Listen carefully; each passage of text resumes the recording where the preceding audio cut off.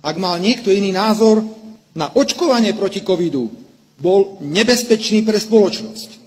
Média otvorene písali, veď si to pamätáte, ja teraz citujem, že každý nezaočkovaný by mal kvíriť od bolesti ako prasa. Ba treba aj použiť silu, ak niekto odmieta politiku ihly. A dnes sa ukazuje, že náš slobodný pohľad na očkovanie a opatrenia vlády v boji proti covidu, hrubo porušujúce ľudské práva, bol správny a opodstatnený.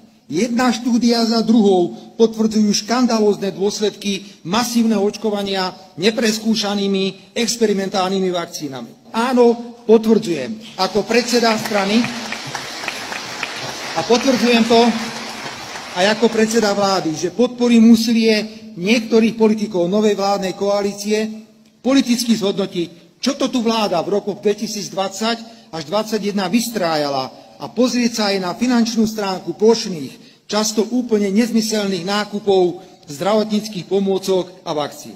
Rovnako veľmi jasne prehlasujem, že Smer Slovenská sociálna demokracia nebude podporovať posilnenie právomocí Svetovej zdravotníckej organizácie na úkor suverénnych štátov pri riadení boja proti pandémiám. Poviem to, že takýto nezmysel mohli vymyslieť len nenažraté farmaceutické firmy, ktoré začali vnímať odpor niektorých vlád proti povinnej vakcinácii. Podľa Ústavy Slovenskej republiky sa na platnosť takýchto medzinárodných dohôd v prospech Svetovej zdravotníckej organizácie vyžaduje súhlas Národnej rady Slovenskej republiky. A ja neverím, že suverénne slovenské politické strany takýto súhlas vyslovia. Smer a jeho poslanci určite nie.